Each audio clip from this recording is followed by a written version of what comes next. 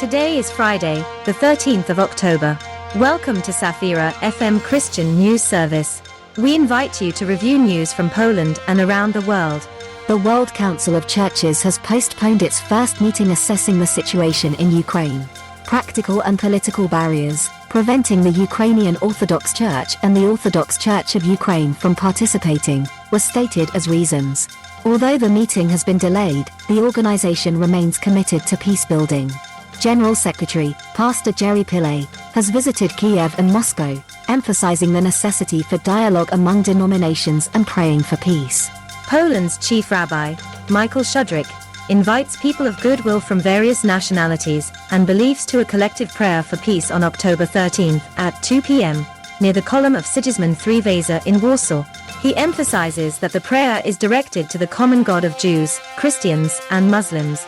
From next year, the Indonesian government will replace the official term Isa al-Nasi, referring to Jesus Christ, with Jesus Christus.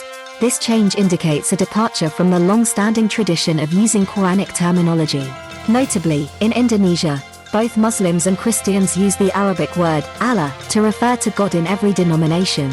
The Bishop of Padang expressed hope for the continued freedom of language use and equal rights for all believers in the country. In Madrid, an event titled EXO 2023 took place with over 700 participants, mainly teenagers. Organized by the Pontia Foundation, the event focused on significant questions young people have regarding faith and identity. The aim was to bridge the gap between church-bred youth and those unfamiliar with it, and to present Jesus' message in an understandable manner. Around 200 teenagers expressed a desire to know Jesus more closely. In the German city of Essen, the Festival der Hoffnung was held, attracting nearly 7,000 attendees. The event was co-organized by almost 260 local churches. Among the performers were the Newsboys, Veronica Loma and band. The keynote speaker was Franklin Graham, who preached the message of the cross. Responding to the opposition from local LGBTQ groups who disapprove of the evangelist, Graham emphasized that his message is for everyone, regardless of orientation. The festival also took place in other European cities such as Barcelona and Lisbon.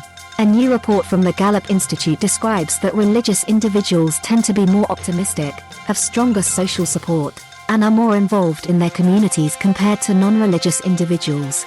A decade-based study also shows that the well-being of believers varies depending on geographical latitude.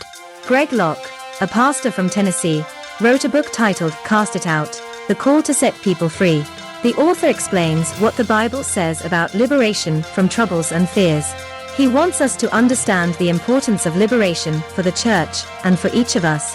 He says that although many believe in angels and demons, few truly comprehend the essence of such faith. Locke argues that sometimes, when faced with a problem, the only way to solve it is to ask Jesus for help. Astronomers have discovered a cosmic web composed of dark matter and gas, stretching millions of light years, and connecting clusters of galaxies. This web might influence the distribution and evolution of galaxies. Researchers used an advanced device, the Keck Cosmic Web Imager, that reached 12 billion light-years deep into space. These findings could help in understanding the history of the cosmos and the formation of stars and black holes. The tension between historical accuracy and literary artistry is like a tango in the world of science and literature. Preachers must balance between hard truths and an emotional message that moves the hearts of the faithful. While some focus on facts at the expense of emotion, others choose the path of literary craftsmanship, sometimes losing historical value. The Bible is a perfect example of merging these values. As listeners and readers, we should strive to appreciate both the historical truth and literary beauty in the message. That's all for the news service on Safira FM. May God bless us all.